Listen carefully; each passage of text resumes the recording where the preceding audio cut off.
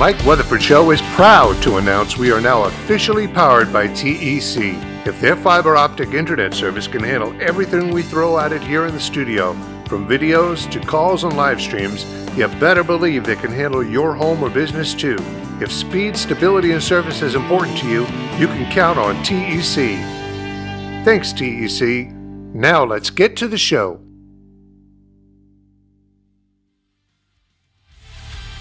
Recorded live in the studios of Brewery Street Mafia. This is a Red Dog Bread production.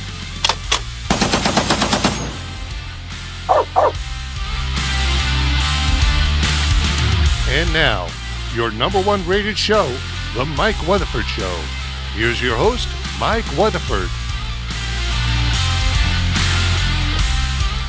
Hey, welcome back to the special edition of The Mike Weatherford Show. I've got Congressman Kustoff in here with me today. We're going to be talking about what's going on in our country, a little bit of what's going on around the world, and try to give you an update on right from the horse's mouth, I guess we would say, of what's going on in Washington, and probably a lot of things you want to know about. So let's get on with it. I want to introduce to you Congressman Kustoff. Welcome to the show, Congressman. Thank you very much. Good to be here. I'm glad to have you back. You're getting to be a regular in here, I think. How are the ratings going to be? They're going to be good ratings. Good. They have to be. Me and right. you here, why would it not be? We're going to work it. We're going to work it. You know, that's just how it is. Well, like I said, welcome to the show. I'm glad you can stop in. Thank you, Mike. Thank you. So how's things going in Washington?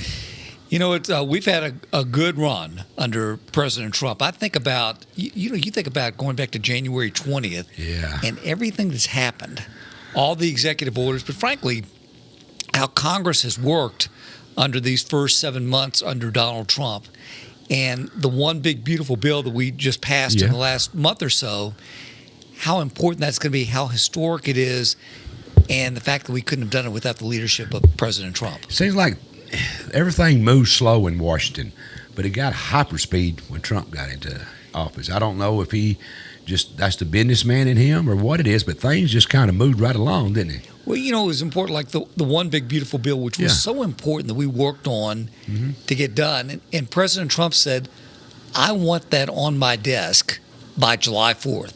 Now, that's good to set a deadline, you know. And so that made us work. We were already working on the one big beautiful bill even before the election. But after the election, that bill, which is the big reconciliation bill, the tax part, the border part, the national security part, everything wrapped into it, in my opinion, Mike, that's going to be one of the really big legacies of President Trump's administration. I believe it is, too. You know, there's a lot of stuff in this bill. We don't have time to go over the whole bill. I want to hear some highlights here, and you can tell me where we're at on it. Tax cuts and business incentives. Extend and expands the 2017 Trump tax cuts, making most provisions permanent, including lower rates for individuals and businesses. $4.5 trillion in total tax reduction over a decade, with new tax break for incomes from tips, overtime, and auto loans. And SALT deduction cap raised from $10,000 to $40,000 for 5 years. Explain all that to me. Okay. That's kind of... Yeah, no, I think you set the table really well. Yeah. So in 2017, we passed something called the Tax Cuts and Jobs Act. And in my opinion, Mike, that was one reason that the economy under those 4 years of Trump was so red hot. A lot of people would say that's the best economy of their lifetime. So what we did was we lowered everybody, not just the wealthy, we lowered everybody's individual rates. We lowered the corporate rate from 35%, which was not competitive with other countries around the world, to 21%. And we gave small business a 20% tax deduction. We did a lot of other things.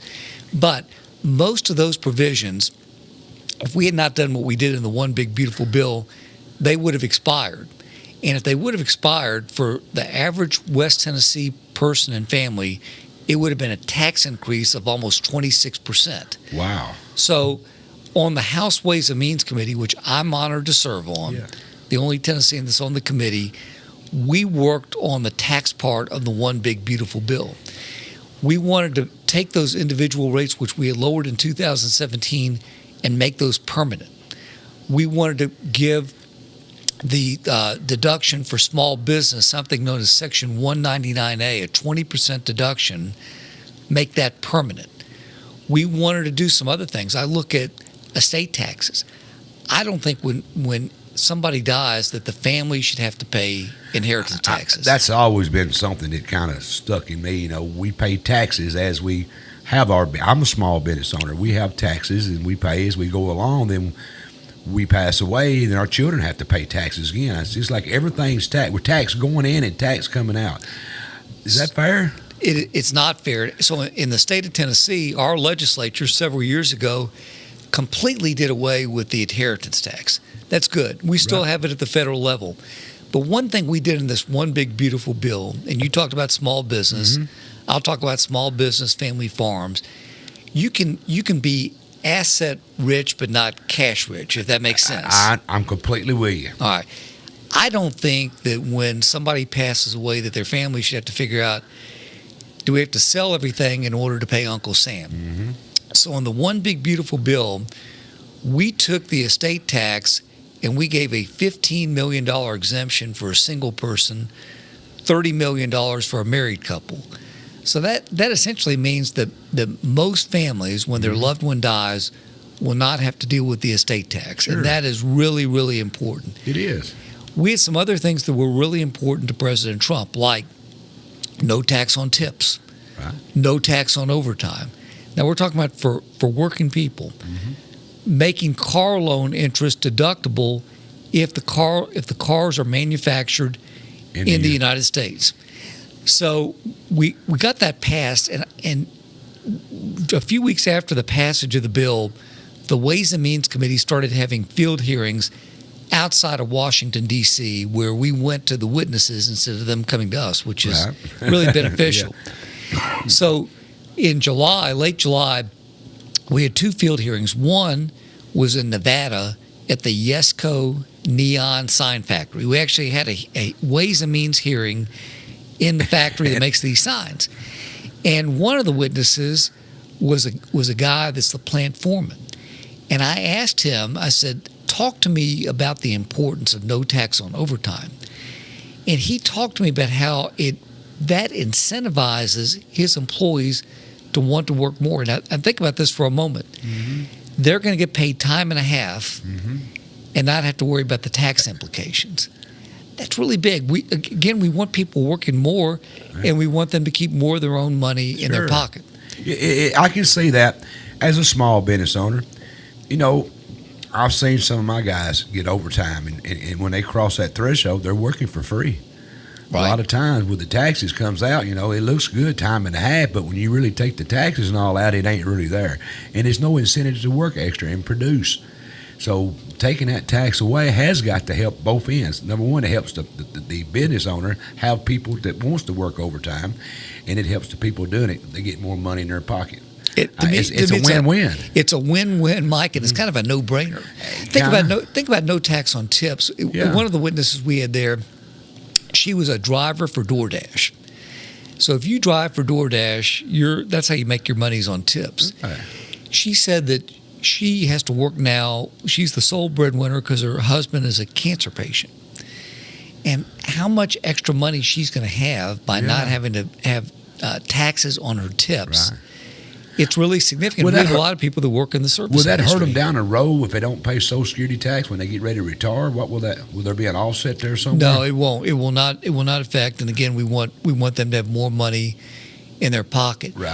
The next day, we had a field hearing. Now, this was pretty cool at the Ronald Reagan Presidential Library. And Mike, if you've not been, and that was my first time to go, in the library they have President Reagan's Air Force One, which you can go on. You can actually go on his Air Force One, the plane, and hit his plane and his helicopter, which was his Marine One. So for everybody watching and listening, if you ever get a chance to go there, go to the Ronald Reagan Presidential Library. It's just absolutely amazing. One of the witnesses we had there was a small business owner. He owned convenience stores in office towers and office buildings. So when COVID happened, obviously his business was really affected because people weren't going to work. He now gets permanent that 20% tax deduction, and that's going to allow him to open more stores and to hire more employees and to pay them more. Reagan was big about the trickle-down economics. You know, do we pay the government, small businesses? Do we pay it in taxes, or do we take that money and expand our business? Because every business wants to grow. When you grow, you got more employees, brings in more taxes. It's kind of another no-brainer, is it not, Congressman? I think it absolutely is. Yeah, but to me, having those hearings and having people say, kind of validate all the hard work that we did and how it's going to benefit them and benefit their employees and benefit their business. Yeah. That's what the country is all about. We want people to do better. We want them to earn more. We want them to be able to have more of their own money in their pockets. You know, this is the United States of America. Everybody's got an opportunity. Everybody wants to own their own small business. Let's make it easier. Let's make it where a man can go to work, decide he wants to open his own business. Let's make it easier for him to do it. Or a woman. Let the woman. That's right. I'm sorry. I know what you're saying. But let's make it easier. Let's take all the roadblocks out of the way. Let's take all the curves and let's make it easier. If you want to open a small business, the government says, all right, here, go after it. We ain't going to take all you make. That's the hardest part about a small business is taxes. They got money coming in. They think they're doing pretty well. At the end of the year, their accountant says, you owe this in taxes. They don't have the money. They didn't realize it. Let's help them out. Let's give them a pathway to be productive. Let's give them a pathway to employ people. When you employ people, they spend money. It just grows the economy. Instead of just giving it, let's let them work their way up. What's wrong with that, Congressman? I think that's absolutely right. And so what we've got to do is, if you're somebody like me, we've got to get the message out to everybody how this is going to benefit everybody, not just the wealthy, because that's what the other side says. I hear that a lot. If I'm wealthy and it helps me and I'm wealthy, I feel sorry for the poor. I'm a working man. I work every day with my hands. I make a living. And it's helping me to help my employees is what we're after. We're trying to grow everything, you know. If I don't have, I don't want to, but it's not my show. It's about you, Congressman. But I'm going to tell you how I feel as a small business. Let's let this another town hall. If I can pay less in taxes, that means I can expand my business. And expand my business means more employees. How's that not helping everything? How's that not? We want everybody to do better. And look, I realize, and you realize, because you employ people, it's expensive to live today. Yes, it is. And it got really expensive over the prior 4 years. The price of everything went up. So if people have more money to spend, hopefully inflation continues to come down. Mm-hmm. We want it, it's a hard battle. It is a hard battle, but the thing is, you want your employees to prosper, you want them to prosper. Yeah. The better you do, I'm not speaking for you, but the better you do, as an employer, the better they're going to do, right? Sure, that's right. And as a small business owner, if a small business owner who has employees runs into hard times, their employees are going to be affected negatively. Mm-hmm. We don't want that. We want everybody to prosper. I would love to see a repeat of 2017 to 21 when the economy did well, even with COVID. Yeah. People had money in their pockets. Yeah. They were able to spend. Small business, all businesses enjoyed that. So we've got to take that message to the American people. I tell you one other thing the one big beautiful bill did. If Donald Trump were sitting right here today, he would tell you that probably the most important issue that people went to go vote for him was about the border security. And we'll get to that. Well, if I can, this one big beautiful bill spends about $170 billion on a number of things that relates to the border, one of which is finishing 700 miles of wall along the southern border. My notes, Congressman, I hate to butt in, is $350 billion. Well, border and national security, including $46 billion for U.S.-Mexican border wall. And you can correct me, my numbers may not be exact. $45 billion for 100,000 migrant detention beds. Funding for the largest deportation campaign in U.S. history, hiring 10,000 new immigration and custom enforcement agents. Why is that not good?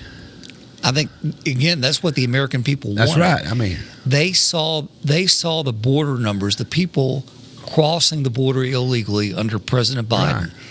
Right. And for a number of people, that's why they went to go vote for President Trump. It was the number one issue. We want people to come over legally, the right way. The right way. Without a border, you don't have a country. What separates us from Mexico? It's called a border. What separates us from Canada? It's called a border. If you don't have a border, you don't have a country, correct? That's correct. So I feel sorry for them people. I really do. But there's a right way to come in. Like Trump said one time, let's build a wall, put a big, nice door in it. Knock on the door, say, can I come in? And we'll send you through and everything, and you become a citizen. That's the way to do it, correct? It is. And, with ICE, for example, and I think this is partly because of the One Big Beautiful Bill, the ability to hire more agents. So the ICE had announced recently, and I give credit to the One Big Beautiful Bill, that if you want to be an ICE agent or border control, there's no age limit. For federal law enforcement, there is a cap on how old you can be, what your age can be. There's also a $50,000 signing bonus. Wow. And it was just announced, in fact, he's been talking about it. The actor, his name is Dean Cain. He was Superman in the 1990s. Gotcha. He has signed up to be an ICE agent. Wow. So you got Superman. Is that what you're going to do in your part-time? You know what? I've got a full-time job that takes up about 24 hours a day, 7 days a week. What about your lunch break? Can you be a border agent on your lunch break? You know what? I'll do whatever the president asks me to do. There you go. I will say this, though, Mike. So we voted on the One Big Beautiful Bill on July 3rd, a little more than a month ago. Again, President Trump signed it into law on July the 4th at the White House. I was there. That was really something that was very special and very important. And again, I think this is going to be one of the most important things that occurs during the Donald Trump presidency. There's something that I like that I didn't know nothing about. I didn't go through the Big Beautiful Bill. It's too large, and I know we didn't have. We're limited on time. But one thing that caught my eye that I think is pretty cool. I'm going to explain this. It's Trump account, a pilot program giving babies born between 2025 and 2028 a $1,000 government-funded investment account with your parents can contribute. Student loan program changes and elimination of some clean energy incentives. Let's go back to that pilot program. Is he trying to set people up to have a future with this $1,000? Explain what that's about. You think about this is a great benefit for somebody that's going to be a newborn. Yeah. $1,000 that's left there that's invested. 18 years. In 18 years, there's no telling what that can grow to. Right. And they have to leave it alone. If they want to contribute, they can contribute. Yeah. And so you got an 18-year-old that now has blank amount of money. Yeah. That they can use for their benefit once they're an adult. Open a business. Go to college. I mean, it's just, there's no strings attached on what you can use the money for that I could find. Is there any that I'm missing? No. And to your point, that will expire at the end of 2028. That's right. That benefit. So Congress and the next president will make a decision about what to do and how to handle it. I like that. I mean, it's just, I don't know if I could call it no-brainer, but it's going to help these children that claim that that capitalism doesn't work. I get tired of hearing that socialism and they hate capitalism. I don't know what's happening in our colleges to get that out. That needs to be addressed at a later date. But that at 18 years old, X amount of dollars, if you invest it right and you add to it, you don't have to add a lot. Time's on your side. $20, $30, $50. You might even have $1 million, and you can do what you want to it. You can go to college if that's what you want to do, and it's paid for. You can open up a small business. Is it not just the future bright for these children right now? It really is. When those now babies, and some of them ain't even born yet, not born. When they turn 18 years of age in the next well, that would be what, about 2043, 2044. There's no telling the amount of money that they could have just because of the power of compounding. Yes, and look what it's going to do. He's setting it up for a future boom. If enough of these children are born, and that money, look at the boom economically is going to happen in about 18 to 20 years when these people start getting 18, start spending that money, if you want to use that word. You can do a lot of things. Part of it is we've got a labor issue in this country, and I'm having that trouble. We number one, the birth rate has been down for the last X number of years, especially during the 2008-2009 financial crisis. And we've got fewer people that are entering the workforce because there are just not as many people. So this will encourage the birth rate to go up, and to me, that's all very positive. One other thing, Congressman, is student loan changes. Can I complain a minute? Sure. I don't want to pay for nobody's Nobody loan. ever complains to me, Mike. Well, Why? You do a good job. What I'm saying, this is personal. I don't want to pay for a student loan. You bought the loan, you went to college, pay it back. Nobody paid for my loans when I'm a business owner, when I started, and I don't like that. If you borrowed it, pay it back. And these clean energy incentives, that was crazy. I mean, we're not, our grid in this country, this is me talking. I want you to correct me. I want you to explain to me where I'm wrong. Right. That's what I'm asking. Our grid's not set up for, if you want an electric car, sure, by all means, go buy you one, but our grid is not set up for one. We just had the head of the BPU here. You met him, and I didn't ask him that question. I don't know if I can't see all the lights, but anyway, they're asking us to cut back on our use when there's high demand in the summer, high demand in the winter. What's the deal with trying to ram electric cars, even by giving you an incentive to buy one, when our grid, Congressman's not ready for it? Where am I wrong? So that $7,500 incentive for electric cars goes away at the end of September. Great. And part of that, there were a number of incentives that were passed under Biden called the Inflation Reduction Act, which that was not the right name for that bill because it actually increased inflation. Sure. There were a number of Green New Deal initiatives. Because of the One Big Beautiful Bill, a number of those are going to go away. They're going to expire. You didn't agree with them, did you? No, I voted against the Inflation Reduction Act. It's crazy. Yeah. So by those expiring, that will help pay for some of the tax cuts that we passed in the One Big Beautiful Bill. You're just moving it around where it can do some good. But I just thought, what are we doing here, giving these people an incentive to buy an electric car when I don't think our grid's set up for it, but I could be wrong. If people want to buy electric vehicles, by all means. They want to buy a hybrid, then buy it. I'm good for it. I don't care what you want to do, but, this just don't kind of, like they was doing, trying to force us to own one.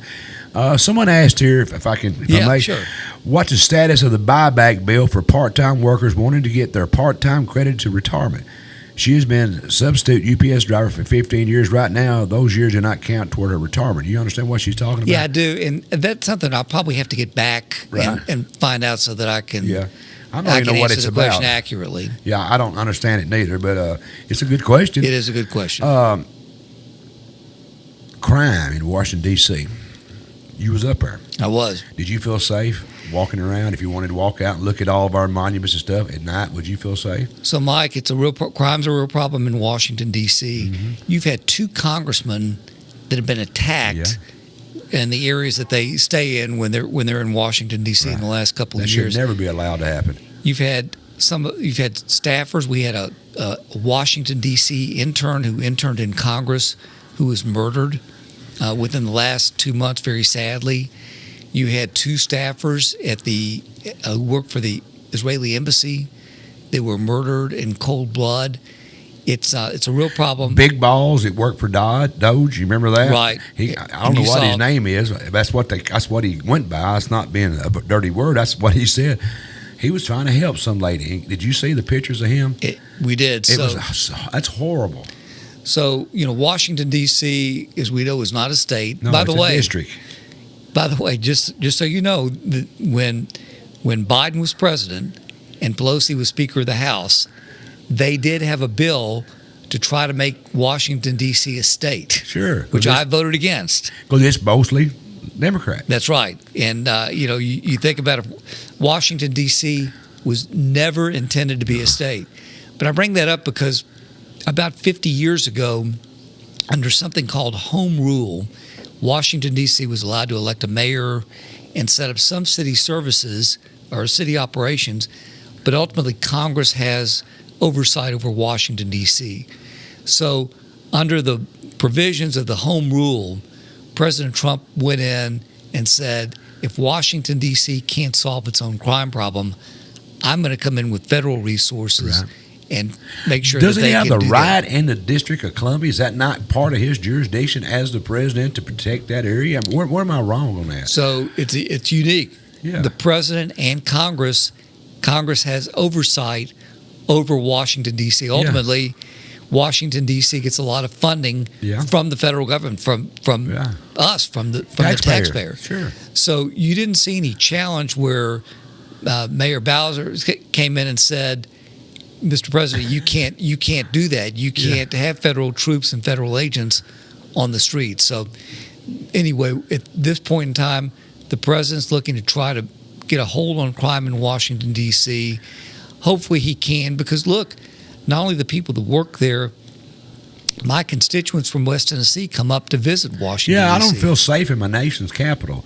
What are we doing, Congressman? And you should be able to feel safe. What I'm seeing, I'm hearing it is better. But my capital of my country should be a safe place for me to carry my children and grandchildren and show them everything's in Washington without having to fear being mugged or shot or killed. And I'm glad he's doing this. I'm all for that. There's nothing wrong with law and order. We want everybody from West Tennessee who comes up to visit me or Senator Blackburn or Senator Haggerty or go to the White House to feel like they're safe. I want my staff to feel like they're safe walking around. Is that not another common sense deal?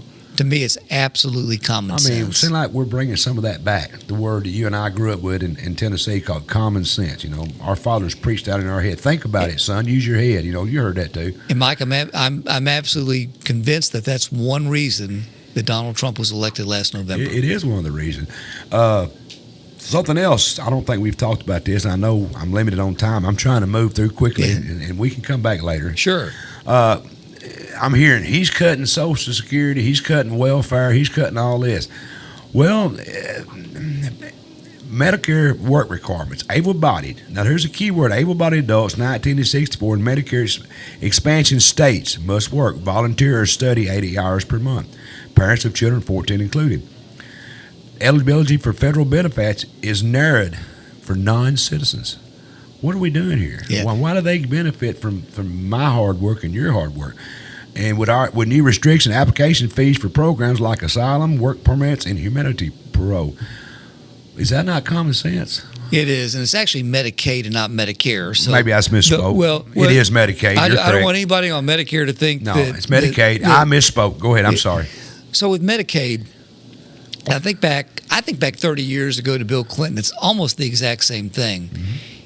And you said it the right way. If you are able-bodied, mm-hmm. if you're between the ages of 18 and 64 years of age, and you're getting Medicaid and TennCare, you don't have a dependent under the age of 14. That's right. You've got to show two things to be able to stay on Medicaid if you're able-bodied. One is that you work 80 hours per month, mm-hmm. or you show proof that you're trying to get your education continued further so that you can get a job. Ultimately, I think most people watching and listening would agree with this. If you are able-bodied, instead of giving government benefits, there are plenty of employers out there that would love to have you. Everywhere you look, Congressman. Right, be able to work. So if you're getting Medicaid benefits and you check those boxes that you're between 18 and 64 years of age, you're able-bodied, you don't have a child at home that's under 14 years of age, it's not that big of a deal to work 80 hours a month or to show that you're getting your further training and education. I'm going to use the word again, kind of common sense. Let's give them a hand up instead of a hand out, because everybody can have hard times. I've been through them as a small business owner. I've struggled through some times, and I can understand the families are struggling. But let's help them get on their feet. Let's don't keep them down by keeping them everything to stay. Let's give them incentive to get out and add to the economy instead of taking away from the economy. I agree with that. That's another common sense one, is it not? It is, and I talk to small employers all the time, and medium and large employers. It's all the same. But they need more people in their workforce. I tell people this all the time, Congressman. No matter if you're making potato chips or computer chips, you're still making chips. That's right. And we need help, and it's hard to find. Every industry that I know them all. Everyone that I know is looking for employees, including myself and all my friends as plumbers, electricians, carpenters, auto mechanics. You name it, the help wanted signs up. And maybe something like this can get somebody out and get them to working, and they'll feel better about themselves. It'll help everybody if they would. By the way, Mike, in our district in Jackson, we've got when you talk about chips, we actually have the Pringles chips fat, the Kellanova plant, right. Which is that's a fun plant tour. I want to tell you something. Because of what our president's doing, John Deere, I think Whirlpool, what is that? Who's all of them companies? They're looking to move to the South. Get a hold of John Deere, put him in our district. seriously, they're looking to expand, and so is who makes all them appliances? GE. Right. They're looking to expand in the South. We need to have our, hey, we're over here. We need to add them to our portfolio. I think Governor Lee and his team, they do a great job recruiting business to Tennessee from within the country and from overseas. Sure. Because of the policies that President Trump has implemented, we're seeing manufacturers say it's not worth it economically to have a plant wherever. We're going to bring it to the United States. Sure. You've seen Ford Motor Company, who obviously has a big presence in this district. They're bringing manufacturing back to the United States. And to me, that's really encouraging that you're going to have a lot of good jobs come online. We need it. And let's grow this thing together, with the small businesses, large business, with the private industry working alongside the government. We can do a lot of things. When you got the businesses and trying to do something, the government's kind of pushing back. It makes it a struggle. So I'm glad to see some common sense is starting in Washington. It's working its way down, and with people like you trying to help us get this thing moving, get this the wheels trying to start rolling. For the last 4 years, I feel like it's kind of rusted up a little bit, but I think we get a little oil on. Let's get it going. Moving right along, I know they're going to be doing that little twirl thing for us to hurry up in a minute. I'm not looking. Are you? I'm looking at you. That's what I'm doing. They're telling me in my ear, Ukraine war. What's going on with the peace deal? So we know that President Trump and President Putin met on Friday. We don't know exactly what happened or what didn't happen. Right. Today, Zelensky, the president of Ukraine, and other European leaders will meet with President Trump at the White House. My takeaway from Friday is that the meeting with Zelensky and the other European leaders, if it weren't necessary, then they wouldn't be having this meeting. And so there are things that were said in the meeting between President Trump and President Putin which necessitates Zelensky being here and the other European leaders. In the end, I think President Trump has been very clear. There's been way too much killing. It was interesting. I told this to President Trump a long time ago. I told him, in my opinion, that if he were president in 2022, there's no way that Putin would have started the war with Ukraine. In the press conference the other day, he said it. Putin said in front of everybody that he would not have invaded Ukraine had Trump been president. With that thought, let me ask you this. Russia invaded during Obama's term, right? Trump got elected, nothing happened. Then they invaded again under Biden term. What's the combination there? What's tying that together? What is it? With what Putin did in 2022, February 22, I think that Putin looked at the U.S. and Biden and said, the United States is weak and Biden is a weak leader. And one thing that Biden did, and we're on the anniversary of this in 2021, was we withdrew from Afghanistan. And look, Mike, right. There are a lot of people that supported the withdrawal from Afghanistan, but the way we did it as Americans, you couldn't have done it any more disastrously.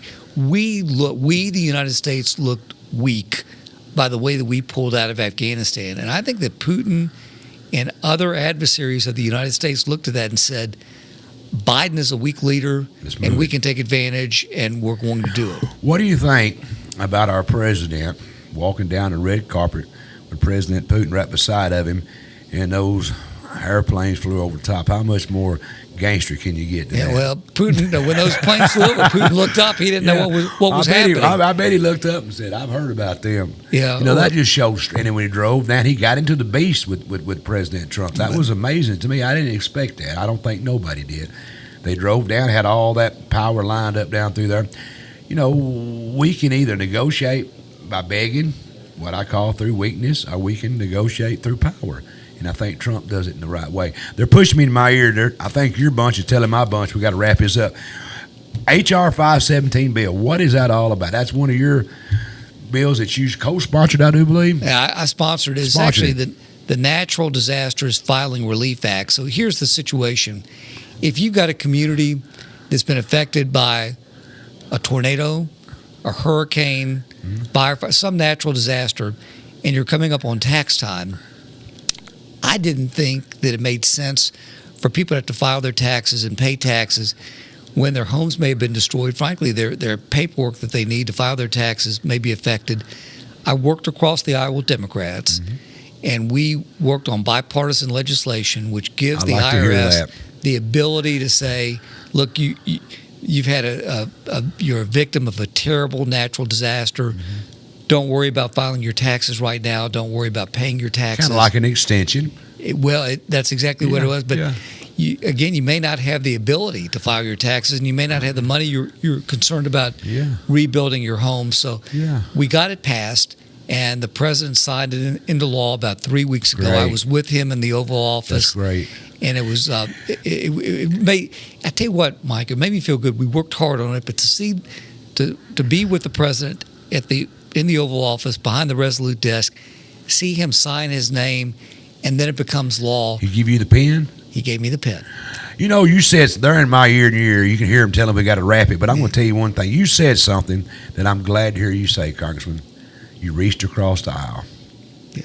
That's what we need more of. Because every Republican don't have the best idea and every Democrat don't have the worst idea. We can still work together, and you proved that, correct? Thank you very much. Well, we worked hard, and look. Yeah, that's great. The main thing is it's about the American people. It is. It's about the people that live in West Tennessee. Well, you did. I like to hear that part. You know, I hate it when we line up on one side and the other side, because a lot of times that is deserved. We do need to line up on the other side and push back. But sometimes it's okay to reach across the aisle, shake hands, and get the American people what they need. It all worked out. It did. Well, Mr. Congressman, they're in my ear. I don't know what they're telling me back there, but I can hear a bunch of voices in my ear. You been hearing that too? I don't hear. All I hear is your very nice voice. Well, they're nice to you. They're putting it in my ear. We're going to wrap it up. We're going to have a hard break.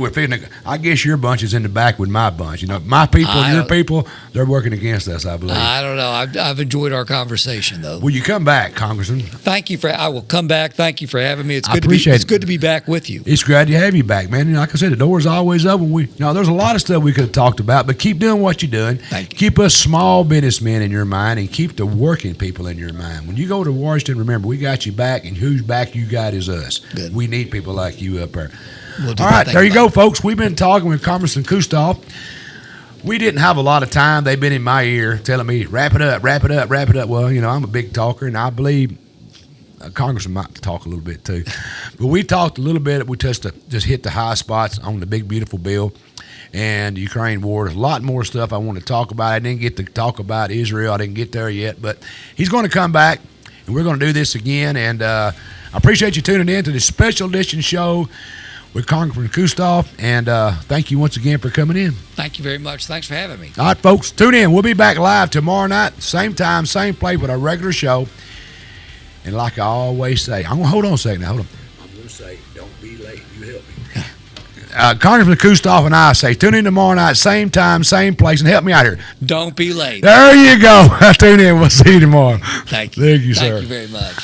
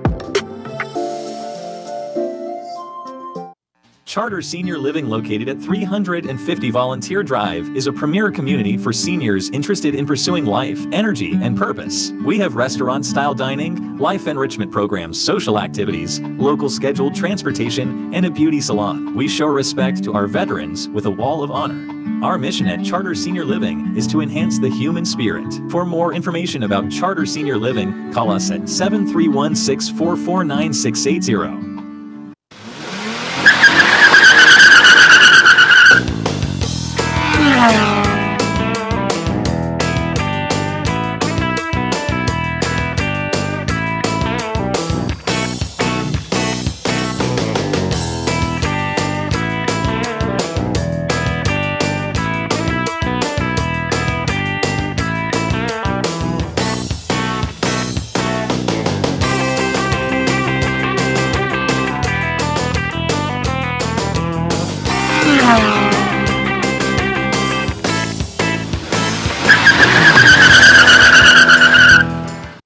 Is your tank on empty?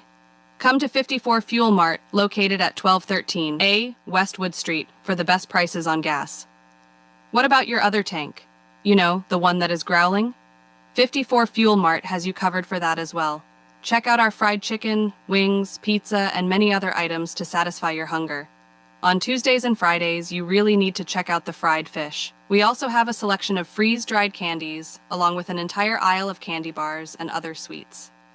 Is it raining, or do you just not want to get out of the car? We have a drive-up window for your convenience. We also have dyed diesel for use in your tractors and other farm equipment. We have parking for big rigs, and our business hours are 5 a.m. to 10 p.m. Feeling lucky? Well, do you? We have scratch-offs, and you can try your hand and the TN lottery while you're here. 54 Fuel Mart, located at the Westwood Y, Paris. Chad Cox, PLLC, provides representation in the areas of criminal law, family law, personal injury, wills and probate law. Chad Cox serves Paris and the surrounding area. He does not believe in a one-size-fits-all approach to representing his clients. He reviews every detail of your case to ensure that you receive an assessment that is specific to the unique circumstances in your case. Chad Cox is located at 104 North Brewer Street, Paris, Tennessee. Contact us at 731-642-4446.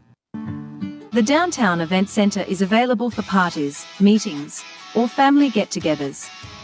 The center comes with spacious seating and an area that will help make serving food easier. If you are having a birthday party, this is definitely the place for you. The Downtown Event Center is located at 107 South Brewer Street.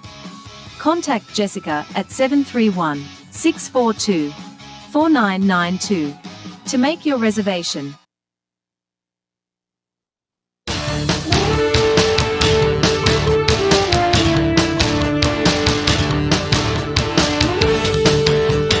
Hey everyone, this is Jeremy Buckaloo reminding you to tune in to Sportscast with Jeremy Buckaloo live every Sunday night at 7:30 here from the Brewer Street Mafia Studios.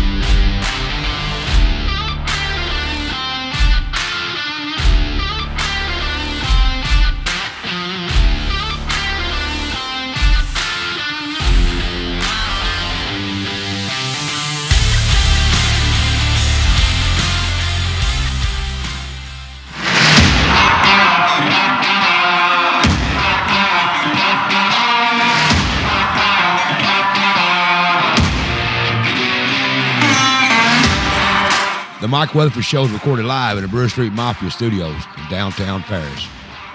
A Kill Media, Brewer Street Mafia Productions.